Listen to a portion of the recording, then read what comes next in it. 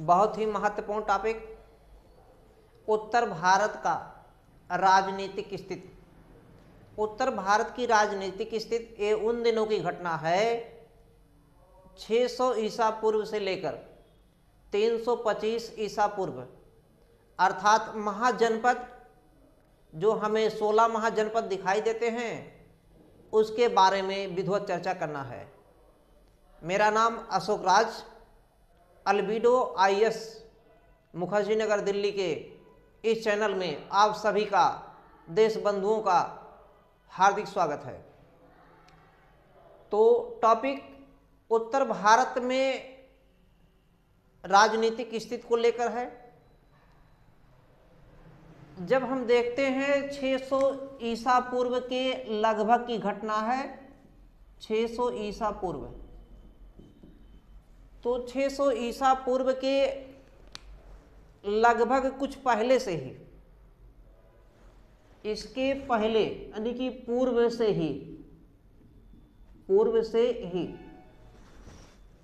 सांस्कृतिक इतिहास शुरू हो जाता है। सांस्कृतिक इतिहास का आरंभ हो जाता है। सांस्कृतिक इतिहास आरंभ, इसके काफी समय बाद में राजनीतिक इतिहास प्रारंभ होता है। इसका मतलब उत्तर भारत में जो राजनीतिक स्थिति है 600 ईसा पूर्व से लेकर 325 ईसा पूर्व के बीच में सबसे पहले सांस्कृतिक इतिहास का आरंभ होता है। इसके कुछ समय बाद यानी कि बाद में कुछ समय बाद राजनीतिक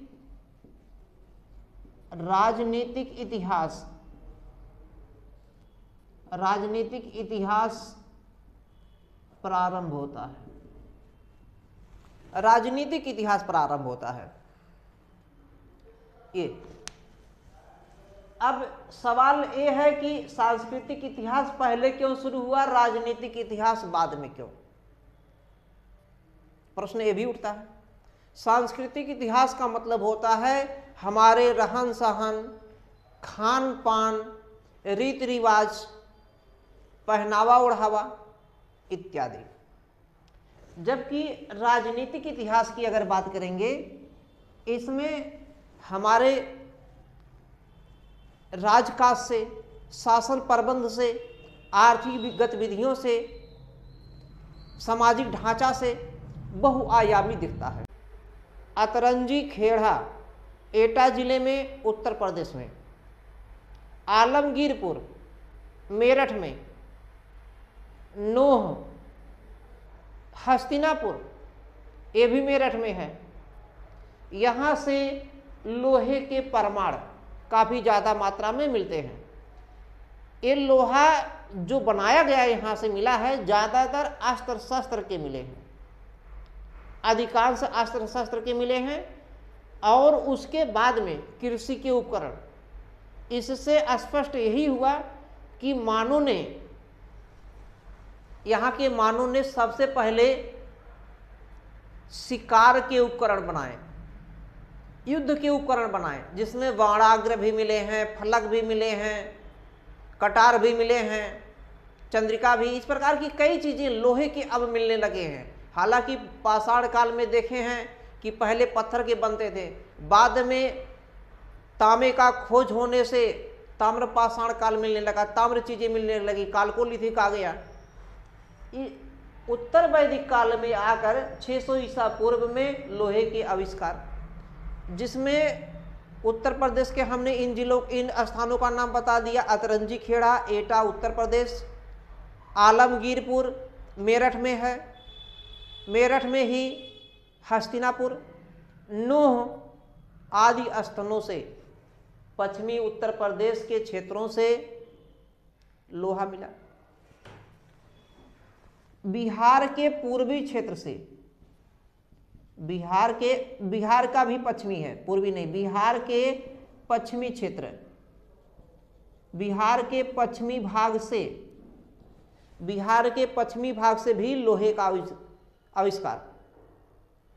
हालांकि आपको गंधार क्षेत्र, गंधार पाकिस्तान में है, गंधार से भी लोहे के औजार मिले, लेकिन जो गंधार से मिले 1000 ईसा पूर्व के लोहे के औजार, वो कब्रों में, मानव के जो कब्र थे, समाधान जिसमें कब्र को दफनाया गया है, वहां पे साक्ष्य मिले हैं। तो जो हमने बताया तरंजी खेड़ा या आलमगीरपुर एक स्थान आपको और जगह मिला होगा, सिंधु घाटी की सभ्यता अर्थात हड़प्पा सभ्यता में आलमगीरपुर हड़प्पा सभ्यता का सबसे पूर्वी भाग था। हिंडन नदी किनारे था, वो सिंधु घाटी सभ्यता में था। यहां पर भी है आलमगीरपुर।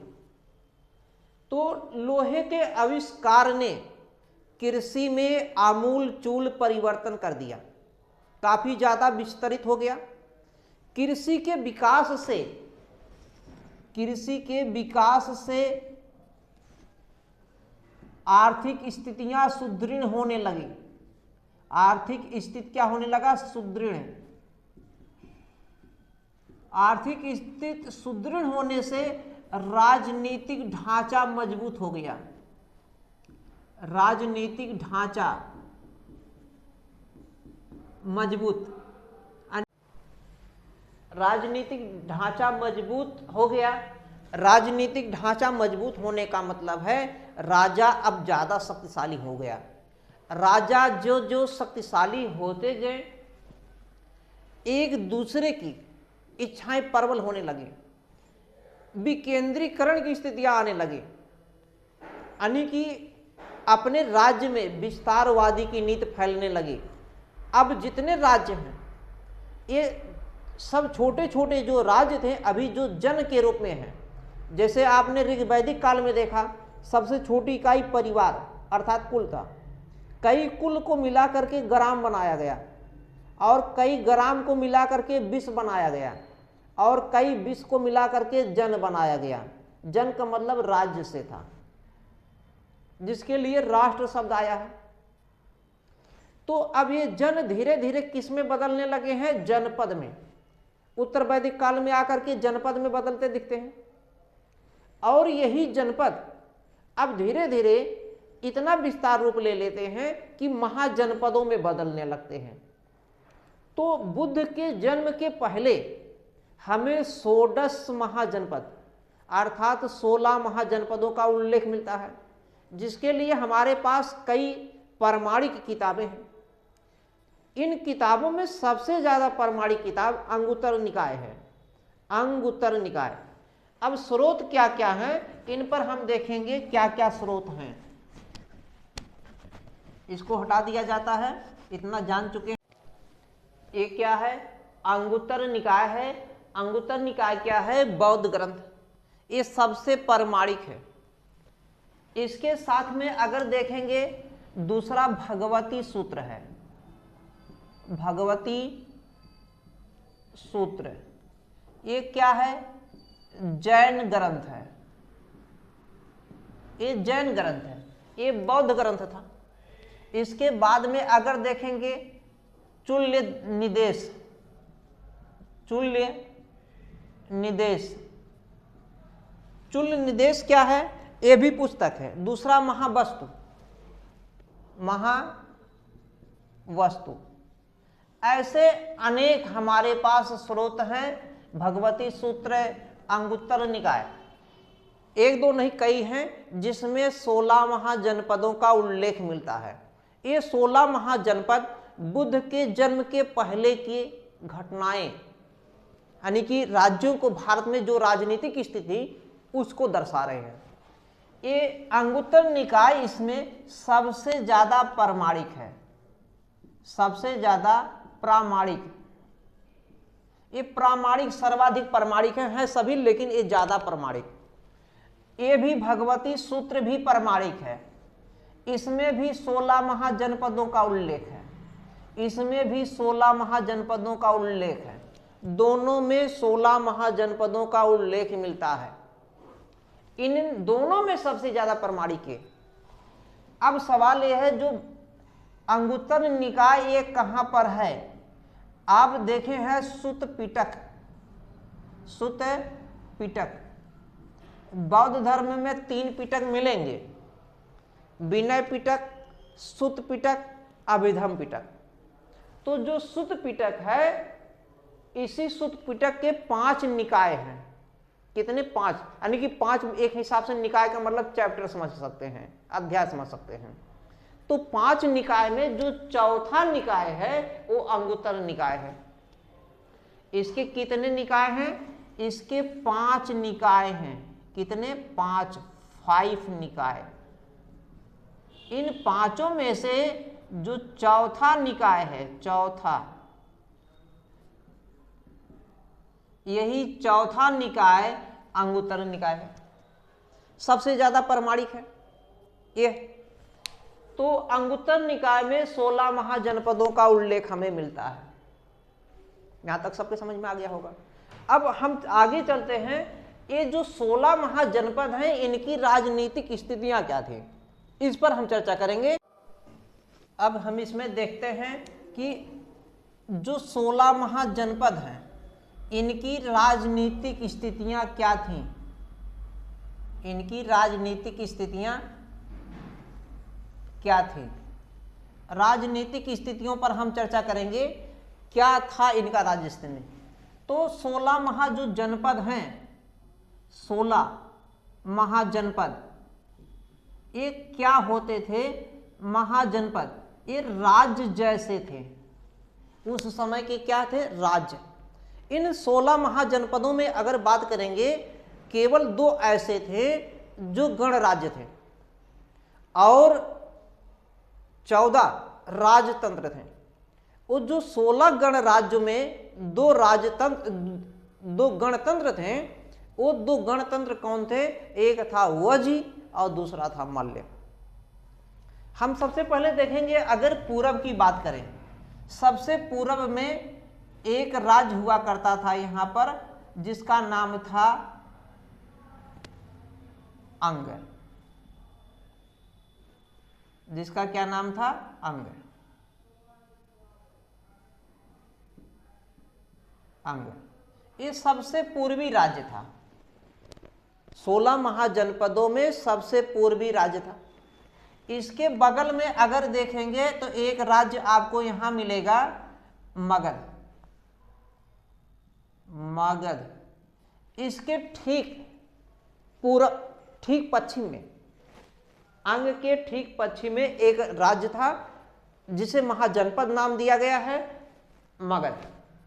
ये जो अंग है, इसकी राजधानी चंपा थी। इसकी राजधानी क्या थी? चंपा। और मगध की राजधानी क्या थी? मगध की राजधानी गिरिव्रज। गिरिव्रज। इसी का दूसरा नाम है राजगिर। राजगिर। हालांकि वर्तमान में इसका नाम जो बदल दिया गया है, राजगीर कर दिया गया है। राजगीर। ये राजगीर इस समय छोटा सा स्टेशन के रूप में दिखेगा और छोटा सा मार्केट के रूप में दिखेगा, नालंदा जिले में है इस समय ये राजगीर। इसी राजगीर का पहले नाम राजगिरी था, गिरिव्रज। तो ये मगध की राजधानी हुआ करता था। मगध की राजधानी, इसी को बाद में राजधानी को, यानी कि मगध की राजधानी को बाद में पाटलिपुत्र स्थापित कर दिया गया। इसका मतलब इस राजधानी को बाद में कहां कर दिया गया है? पाटलिपुत्र। पाटलिपुत्र। पाटलिपुत्र बाद में स्थापित कर दिया गया। तो मगध की राजधानी, यदि ऑप्शन में आ जाए मगध की राजधानी मिलान करने के लिए या था, जो भी दे दे, इसका नाम नहीं जिक्र किया गया, दोनों का। इनमें से कोई नहीं, ना नाभदीज ये भी नहीं लिखा गया, पाटलिपुत्र लिख दिया गया। तो आपके लिए प्रॉब्लम क्रिएट करेगा। कि हम तो राजधानी ये पढ़ के आए हैं, राजधानी पाटलिपुत्र दे दिया। पाटलिपुत्र बाद में इसकी राजधानी कहां कर दिया गया है? पाटलिपुत्र। ये बुद्ध के समय की घटना की बात हो रही है। और इसी पाटलिपुत्र को कुसुम ध्वजपुर के नाम से जाना जाता था। पाटलिपुत्र को दूसरा क्या नाम है? कुसुम ध्वज नगर, कुसुम ध्वजपुर। कुसुम ध्वजपुर कहिए या कुसुम ध्वज नगर भी लिख सकते हैं, कुसुम ध्वज जानिएगा। तो पाटलिपुत्र, ये दोनों जो है पड़ोसी राज्य हैं, दोनों को राजधानी बता दिया। इनके बीच में एक नदी ऐसी आती है, ऐसे ये नदी, इस नदी का नाम जो है चंपा नदी, चंपा नदी। यदि आ गया मगध और अंग के बीच में कौन सी नदी है? नदी थी चंपा नदी। यही चंपा नदी अंग और मगध को क्या करता था? अलग करता था। इन 16 महाजनपदों में आगे हम पढ़ेंगे सबसे शक्तिशाली राज्य के रूप में कौन उभरा है, तो मगध सभी जानते हैं। लेकिन शुरुआत में मगध के पहले 4 राज्य थे जो सबसे ज्यादा शक्तिशाली थे। उन चारों में बाद में शक्तिशाली मगध के नाम से होता है। तो इन दोनों के बीच में चंपा नदी। अब सवाल है कि जो अंग है इसकी राजधानी जो चंपा मैंने बताया है, पुराण तथा पुराणों की संख्या कुल 18 है, सभी जानते हैं, जिसमें 5 ही उपलब्ध हैं। और सबसे पुराना कौन है? सबसे प्रामाणिक कौन है? मत्स्य पुराण। तो पुराणों में तथा रामायण में या महाभारत कहिए, इन पुराणों में, महाभारत में, रामायण में इस चंपा को किस नाम से जाना जाता था? इस चंपा को मालिनी के नाम से जाना गया है। मालिनी पूछा गया प्रश्न है।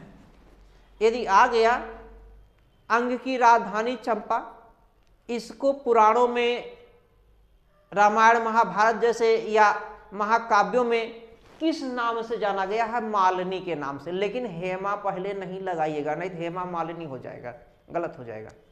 तो मालिनी के नाम से जाना गया था। ये क्लियर हो गया यहां तक। दूसरी चीज, ये मगध अभी इसमें और भी है, अभी हम इस पे आगे ले चलते हैं, पहले इतना चलने दीजिए। अब दूसरे की अगर बात करेंगे इधर के राज्य में, तो एक राज्य आपको यहां मिलेगा अवंती। अवंती, अवंती क्या, यहां पे थोड़ा सा मिलेगा अवंती। ये दोनों पड़ोसी हैं अवंती। अवंती, अवंती जो है आधुनिक की अगर बात करेंगे, आधुनिक में ये मालवा प्रदेश मध्य प्रदेश में आता है। आधुनिक में मालवा मध्य प्रदेश में आता है। इसके बाद इसके बगल में एक पड़ोसी आपको मिलेगा, इसका पड़ोसी है, इस राज्य का नाम है अस्मक। अस्मक ऐसे भी लिख सकते हैं, ऐसे भी लिखा गया है, और इसी अस्मक को एक दूसरे भी नाम से लिखा गया है। इसको कह सकते हैं, क्या नाम है? अस्वक। अस्वक ऐसे भी, चाहे अस्मक लिख दें या अस्वक या अस्वक या अस्मक, ऐसे बात एक ही है, इसी के ही नाम है। तो ये दोनों पड़ोसी हैं। ये गोदावरी नदी के पास का क्षेत्र है। अगर आज की बात करेंगे, थोड़ा सा इधर बना दिए हैं, थोड़ा सा ये है, ये इस साइड में आंध्र प्रदेश वाला क्षेत्र में है। आंध्र प्रदेश, अस्मक, ये कहां पर आता है? आंध्र प्रदेश का क्षेत्र है। अस्मक गोदावरी नदी के पास में है। दक्षिण का एकमात्र राज्य, दक्षिण का एकमात्र राज्य जो दक्षिण में था। क्लियर हो गया? इसकी 2 राजधानियां हुआ करती थी अस्मक की। ये भी 2 भागों में बटा हुआ था, उत्तरों भाग में और दक्षिण। एक नॉर्थ में था और दूसरा साउथ में। उत्तर में है और दक्षिण में भी है। इसकी एक राजधानी मुख्य रूप से तो ये है अस्मक, इसको ऐसे लिख सकते हैं अस्मक, अशवक। इसकी राजधानी जो थी पोर्टल थी। राजधानी क्या थी? राजधानी पोर्टल, पोर्टल या पोर्टली, पोर्टली, पोर्टली भी लिख सकते हैं या पोर्टल भी लिख सकते हैं। इसकी राजधानी ये सबसे दक्षिण का है। अगर इधर की बात करेंगे, जो दो ऐसे राज्य इस समय दिखेंगे, दो ऐसे जनपद जो भारत में नहीं आते, एक का नाम है, यहां पर मिलेगा आपको ये, दूसरा यहां पर आपको मिलेगा, इसका नाम क्या है? गांधार, गंधार। ये गंधार, इसकी राजधानी तक्षशिला, इसकी राजधानी क्या है? तक्षशिला। दूसरा कौन सा है? कंबोज है। गंधार की राजधानी क्या है? तक्षशिला, इसकी राजधानी तक्षशिला, तक्षशिला, इसकी राजधानी क्या है? तक्षशिला। इसकी दूसरी राजधानी पुष्कलावती भी थी। दूसरी राजधानी क्या थी? पुष्कलावती। इसकी दूसरी राजधानी पुष्कलावती, पुष्कलावती, ये दूसरी राजधानी। एक है तक्षशिला, दूसरी है पुष्कलावती।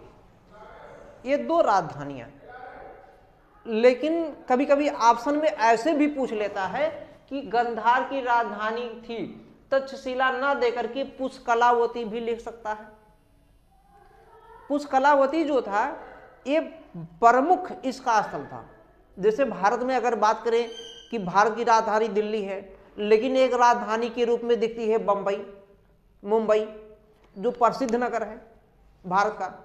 ऐसे इस तक्षशिला का प्रसिद्ध नगर हुआ करता था। व्यापारिक दृष्टि से, सांस्कृतिक से, राजनीतिक से, हर दृष्टि से सर्वसंपन्न गुण था। तो पुष्कलावती को भी राजधानी के तौर पे देखा गया है, पूछा गया प्रश्न है। दूसरा यहाँ पे एक मिलेगा कंबोज। कंबोज भी पाकिस्तान वाले क्षेत्र में, काफरिस्तान के क्षेत्र में आता है, जिसकी राजधानी हाटक थी। कंबोज, ये है कंबोज। घोड़ों के लिए प्राचीन काल में प्रसिद्ध था, घोड़े के लिए प्रसिद्ध था। पूछा गया प्रश्न है। ये जो 16 महाजनपद हैं, इन 16 महाजनपदों में घोड़े के लिए सबसे ज्यादा प्रसिद्ध कौन था? तो ये कंबोज ही था जो घोड़े के लिए प्रसिद्ध था। इसकी राजधानी क्या थी? हाटक। अभी हमने बताया है इसकी राजधानी क्या थी, हाटक कहिए या राजपुर। इसकी राजधानी हाटक है या राजपुर। तो कंबोज घोड़े के लिए प्रसिद्ध है। यहां तक क्लियर हो गया। ये वर्तमान में पाकिस्तान, काफरिस्तान वाले क्षेत्र में आता है। वर्तमान में अगर बात करें, ये जो गंधार है, गंधार आज की बात करें तो रावलपिंडी और पेशावर में आता है। वर्तमान में ये कहां पर आता है? पाकिस्तान के क्षेत्र जो है, पाकिस्तान का जो क्षेत्र है ये रावलपिंडी में, रावलपिंडी, और कहां पर? साथ में पेशावर, पेशावर वाले क्षेत्र में आता है। तो पाकिस्तान के ये दो क्षेत्र हैं, दो ऐसे, गंधार एक क्षेत्र है और दूसरा कंबोज है, ये जो इंडिया में वर्तमान में नहीं है। तो यहां तक समझ में आ गया। दो ये पूछा गया प्रश्न है और जानिएगा, यहां तक के दो क्षेत्र। अब यहीं पे आपको हम ले चलते हैं दूसरे राज्य की ओर। यहां पर एक इतना बड़ा मिलेगा राज्य जिसका नाम है वजी। वजी, ये वजी जो था, वजी ये गणतंत्र था, गणराज्य। लेकिन दिलचस्प बात क्या है आज का, कि आज के गणराज्य से, जो आज का गणतंत्र है, भारत भी इस समय गणराज्य है, आज के गणराज्य से अलग था। ये जो थे वजी और मल्ल, यहीं पे एक मिलेगा मल्ल भी मिलेगा, मल्ल। ये दोनों क्या थे? दोनों के दोनों वजी और मल्ल ये दोनों गणतंत्र थे। यही दो मात्र ऐसे हैं जो गणतंत्र थे।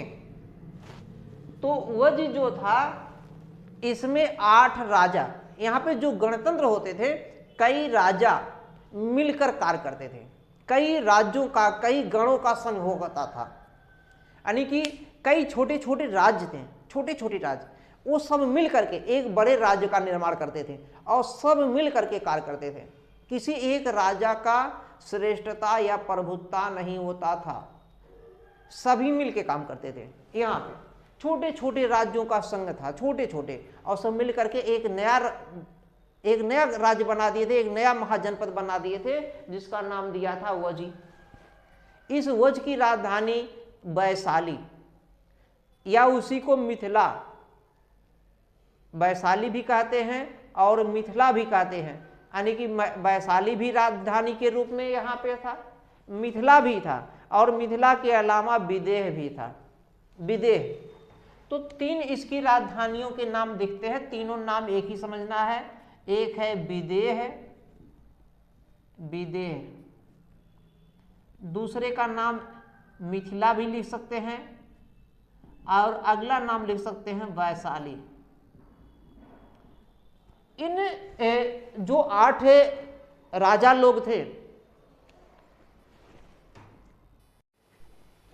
जो ये 8 राजा लोग थे, 8 जो गण लोग थे, इसमें सबसे ज्यादा अगर शक्तिशाली था, सबसे ज्यादा वर्चस्व वाले थे, वो लिच्छवी गण के थे लोग।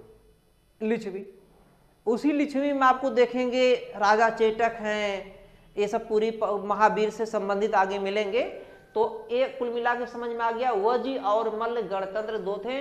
इसकी राजधानी मल्ल जो है, इसकी राजधानी कसाया, कसया, कसया को कुशीनारा भी कह सकते हैं, कुशीनारा या कसया, ये वर्तमान में कुशीनगर उत्तर प्रदेश में क्षेत्र है। बुद्ध का मृत्यु इसी गण में हुआ था, यानी कि बुद्ध का जो मृत्यु मतलब महापरिनिर्वाण, बुद्ध को महापरिनिर्वाण यहीं पे प्राप्त हुआ है, अर्थात मोक्ष की प्राप्ति जिसको कह रहे हैं लोग, महापरिनिर्वाण हम बोलेंगे यहीं पे। यहां तक क्लियर हो गया? अब सवाल यहाँ पे इसके इधर में और थोड़ा सा आएंगे तो एक राज्य और यहाँ आपको मिलेगा, वत्स। वत्स, अब इसमें देखिए सबसे पहले हमने बताया जो मगध था, मगध सबसे शक्तिशाली। ये जो वजी है ये भी सबसे ज्यादा शक्तिशाली था। 4 राज्यों में एक मगध मिल गया है, दूसरा कौन मिल जाएगा? वजी। वजी भी सबसे ज्यादा शक्तिशाली के रूप में दिखेगा। वजी नहीं, क्या नाम है? वत्स। ये वत्स है, वत्स। तो मगध और वत्स ये दोनों पड़ोसी पड़ोसी हैं, दोनों शक्तिशाली के रूप में बाद में दिखेंगे।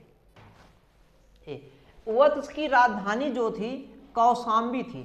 आज का प्रयागराज या कौशाम्बी जो जिला उत्तर प्रदेश में है, प्रयागराज के क्षेत्र वाला जो इर्द गिर्द का जो क्षेत्र है वो वत्स में आता, और इसकी राजधानी क्या है?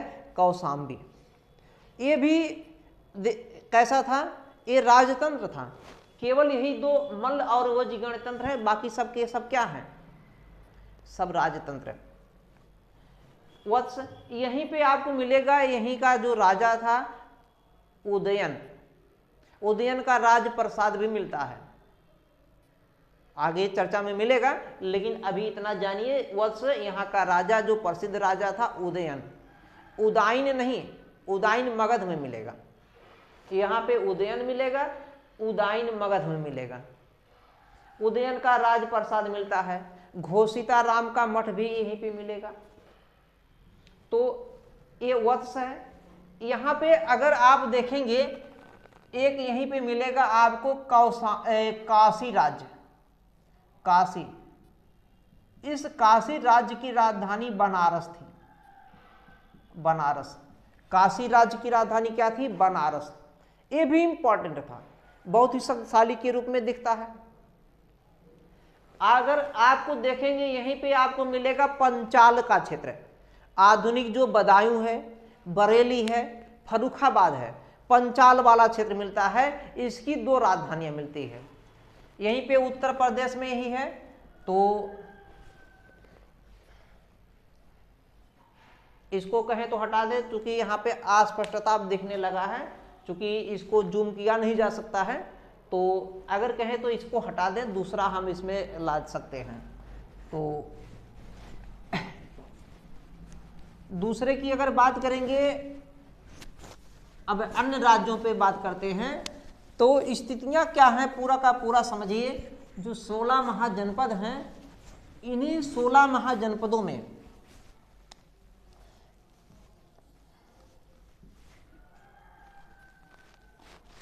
यहां पे आपको मिलेगा पांचाल।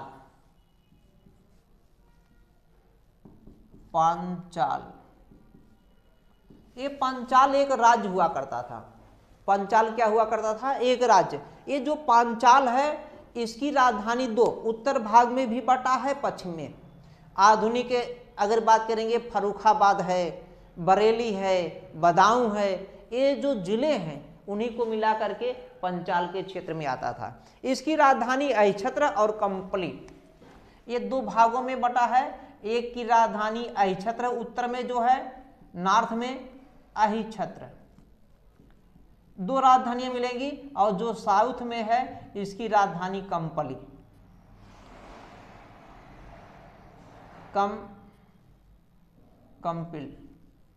कंपिल। ये फर्रुखाबाद में आता है, उत्तर प्रदेश में फर्रुखाबाद,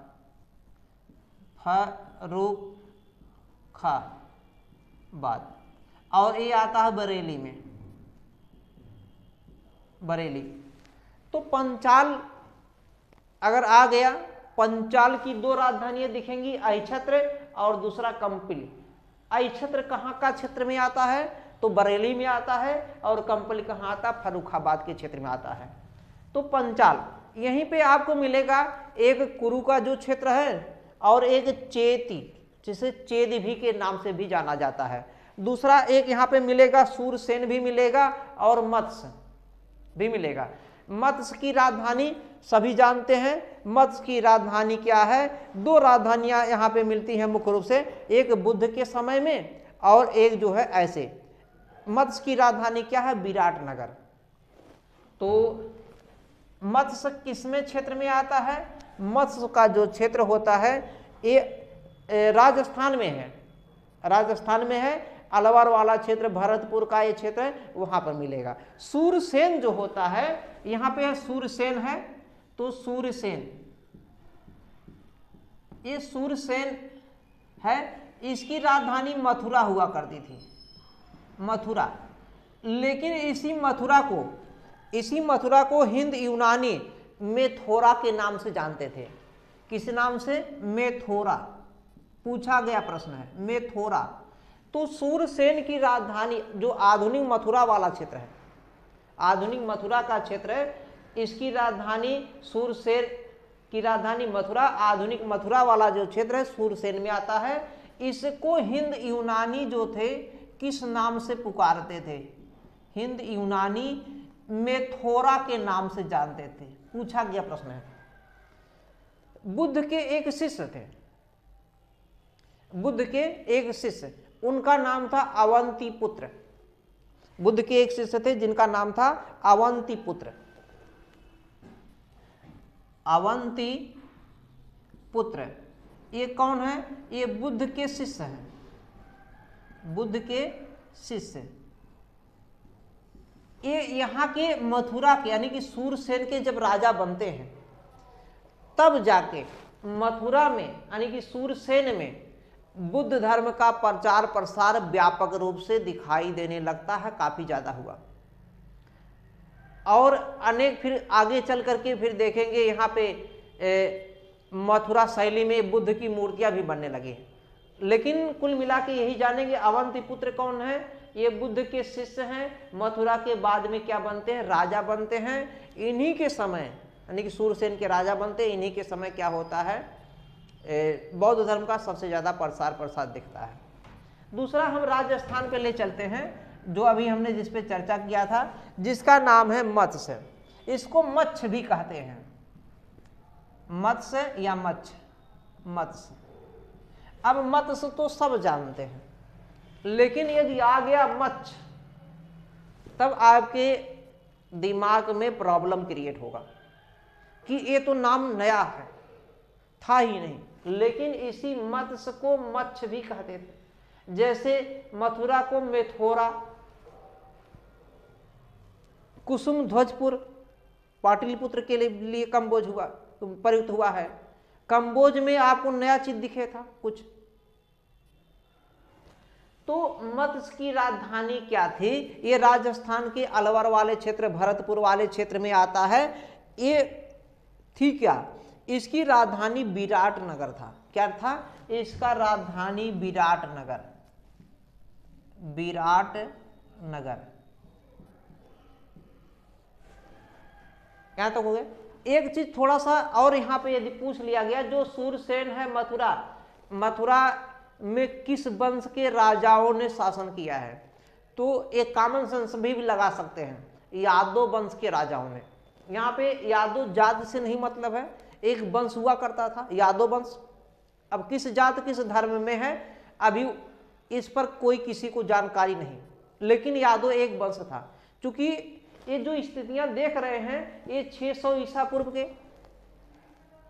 1000 ईसा पूर्व में लोहे का आविष्कार, और 600 तक लगभग चलता है उत्तर वैदिक काल। उत्तर वैदिक काल में अब जाति व्यवस्था, वर्ण व्यवस्था आ चुका था, लेकिन स्पष्टता नहीं है कि किस प्रकार के लोग कौन से हैं। लेकिन ये जानना है कि यादव वंश के लोग यहाँ पर शासन कर रहे हैं। इसका मतलब अवंतिपुत्र जो है यादव वंश का राजा। अब एक यहीं पे आपको मिलेगा कुरु का क्षेत्र। कुरु की राजधानी हस्तिनापुर थी कि या इंद्रप्रस्थ? कुरु की राजधानी जो था इंद्रप्रस्थ था।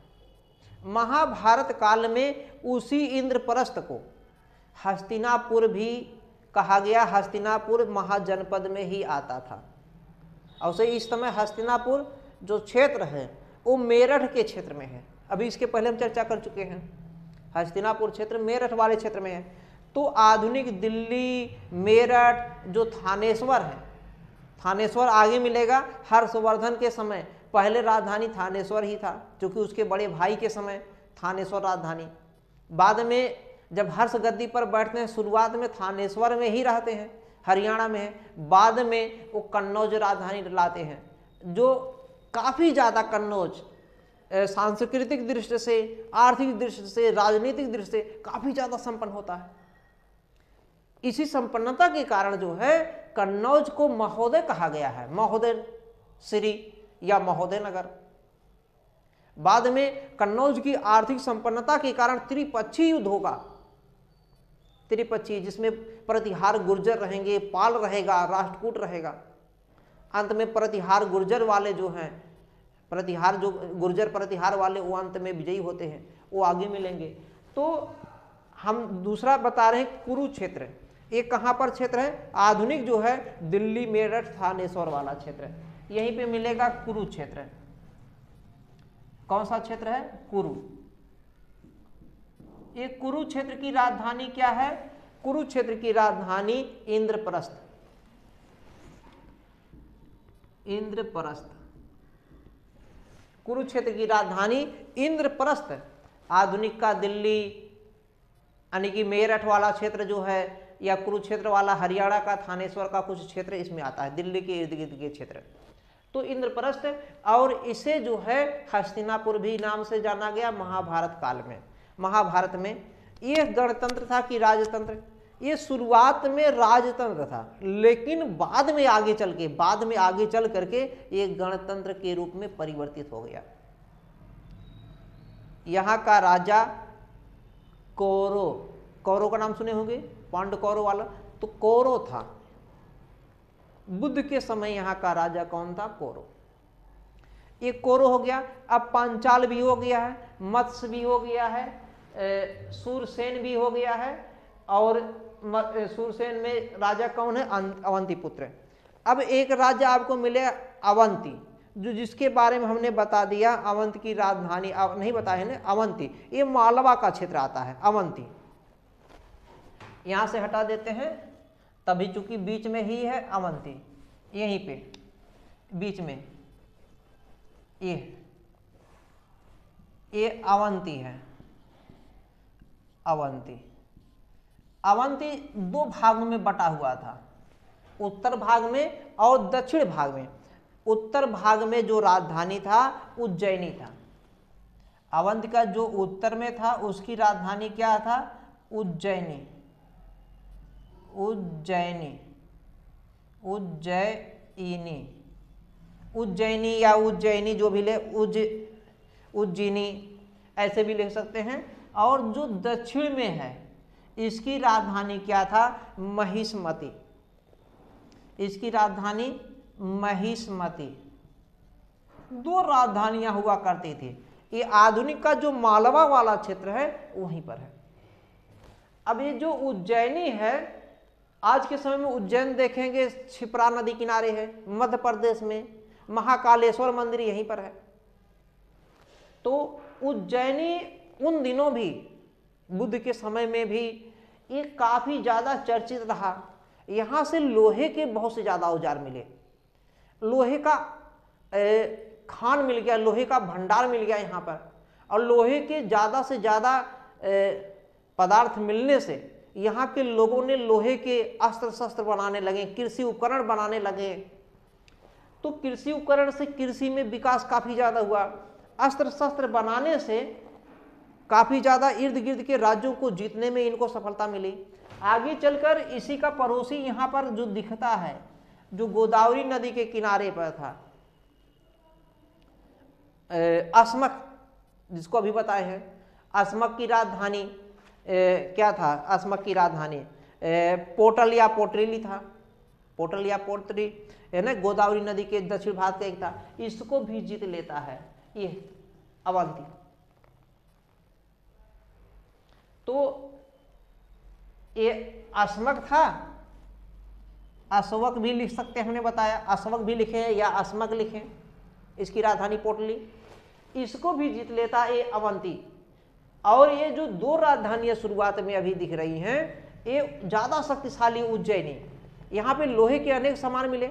ये बाद में महिष्मती को भी जीत करके अपने में मिला लेते हैं, यानी कि सब एक राजधानी, आगे चलकर केवल एक ही राजधानी बनती है जिसका नाम है उज्जैनी।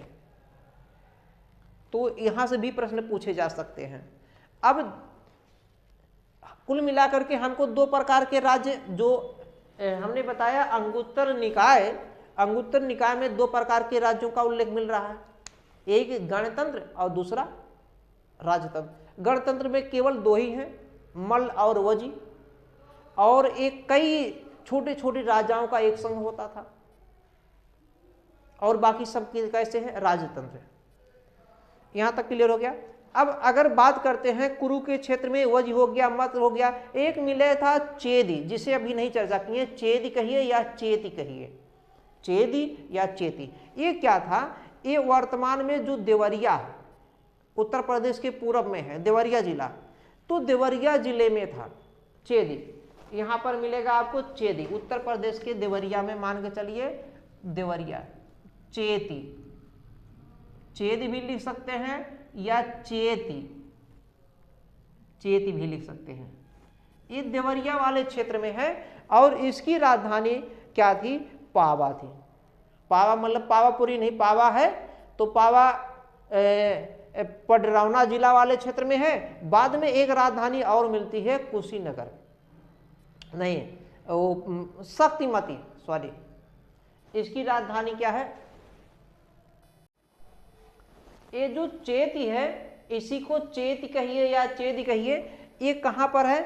आधुनिक की अगर बात करेंगे, इसकी राजधानी शक्तिमती, इसकी राजधानी क्या है? शक्तिमती। आधुनिक जो बुंदेलखंड का जो क्षेत्र है, आधुनिक बुंदेलखंड यानी कि पश्चिम में क्षेत्र मिलेगा चेती या चेदी, ये बुंदेलखंड वाले क्षेत्र में है। बुंदेलखंड मतलब झांसी है, ललितपुर है, महोबा है, बांदा है, ये सब जो क्षेत्र आते हैं उत्तर प्रदेश में बुंदेलखंड के क्षेत्र में आते हैं। तो बुंदेलखंड के क्षेत्र में चेद या चेती है, इसकी राजधानी क्या थी? इसकी राजधानी शक्तिमती थी। इतने तो 16 महाजनपद में लगभग इतने आपको याद होने चाहिए। अब सवाल ये है कि क्या हुआ आगे चलकर, इनका राजनीतिक स्थितियां क्या बनती है। ये जो 16 महाजनपद देखें, 16 महाजनपद में सभी में इस समय विकेंद्रीकरण की स्थितियां फैल रही हैं। कैसी? विकेंद्रीकरण एवं विभाजन का दृश्य दिखाई देता है। तो विकेंद्रीकरण और विभाजन की दृष्टि में सब एक दूसरे से अपना विस्तार करना चाह रहे, जितने भी महाजनपद हैं। क्योंकि ऋग्वैदिक काल में हमने बताया था अभी जन है, जन धीरे धीरे किस में बदल रहा है? जनपद में, यानी कि अब धीरे धीरे बड़ा हो रहा। क्योंकि जो जन थे ऋग्वैदिक काल में, जन कौन है? आर्य लोग, बाहर से घुमक्कड़ लोग हैं या यावर लोग हैं, घूमते हुए आए हैं। हमारे यहाँ की हड़प्पा सभ्यता को ऐसा माना जाता कि ये लोग तोड़ दिए हैं पुरंदर जैसे लोगों ने। फिर आगे ये लोग अपना जो है जन के रूप में निर्माण करते हैं। फिर धीरे धीरे आपस में जन क्या करते थे? आपस में लड़ा करते थे। लड़ते लड़ते बड़े बड़े जन के रूप में परिवर्तित होने लगे। राजनीतिक एकता, धीरे धीरे राजनीतिक चेतना के बारे में धीरे धीरे जानकारी होने लगी। तो फिर धीरे धीरे जन को किसमें बदल दिया गया? जनपद में। और आगे विस्तारवादी की नीति चलता रहा। ये जनपद किसमें बदल गया? परिणित हो गया महाजनपद में। और ये जो 16 महाजनपद हैं, इनमें भी विस्तारवादी की नीति, जिसका परिणाम एक अच्छा सकारात्मक परिणाम दिखाई देता है। ये परिणाम यह हुआ कि छोटे राज्य जो थे, कमजोर जो राज्य थे, या तो वो विलीन हो गए बड़े राज्यों में, या तो बड़े राज्यों ने, शक्तिशाली राज्यों ने उन छोटे राज्यों को अपने में मिला लिया। और मिलाने से कुल बाद में 4 बड़े बड़े राज्य दिखते हैं। एक कोसल है, जिसकी राजधानी श्रावस्ती। कोसल का हमने हालांकि चर्चा नहीं किया है। कोसल की राजधानी श्रावस्ती है। ये आधुनिक साकेत, कौशाम्बी, अयोध्या, ये गोंडा बहराइच वाला जो क्षेत्र है, ये क्षेत्र आता है। यहाँ के राजा परसेनजीत हैं, बुद्ध के बहुत खास मित्र हैं परसेनजीत। आगे मिलेगा बुद्धकालीन राज्यों में। लेकिन फिर भी यहीं पे जानिए, जो इस समय अयोध्या काफ़ी ज़्यादा हाईलाइटेड है, काफ़ी ज़्यादा चर्चित है अपने मंदिर, भव्य मंदिर के लिए। विश्व में एक संदेश दे रहा है कि लोग यहाँ पे पर्यटक के रूप में पर्यटन को बढ़ावा मिलने की संभावनाएं बढ़ रही हैं, दिख रही हैं। तो मंदिर के दृष्टि से तो अयोध्या वाला जो क्षेत्र है इर्द गिर्द में, तो ये कोसल है, जिसकी राजधानी क्या है? श्रावस्ती। तो कोसल के साथ साथ दूसरा राज्य मगध सभी जानते हैं। अगला राज्य जो है वत्स, बुद्ध के समय जहाँ का राजा उदयन हमने बताया है, उदयन है। और दूसरा अवंती, ये अवंती अवंती अवंती जिसने अस्मक को जो है मिला भी लिया है अपने। अंत में बाद में 4 बड़े राज्य दिखते हैं। इन जो 4 बड़े राज्य दिखते हैं, इसका परिणाम यही सकारात्मक दिखा कि इसमें धीरे धीरे अब राजनीतिक एकता आने लगा। और इन चारों राज्यों में अंत में मगध सबसे ज़्यादा शक्तिशाली होता है। और सबसे ज़्यादा शक्तिशाली जब हो जाता है तो क्या करता है? सभी को एकता के कड़ी में जोड़ लेता है। अगला टॉपिक में मिल जाएगा मगध राज्य का उत्कर्ष। मगध राज्य के उत्कर्ष में अगर देखेंगे तो आगे मिलेगा शिशुनाग वंश आएंगे। सबसे पहले शिशुनाग वंश के हर्यक वंश आएंगे। हर्यक सबसे पहले कौन आता है? हर्यक वंश आता है।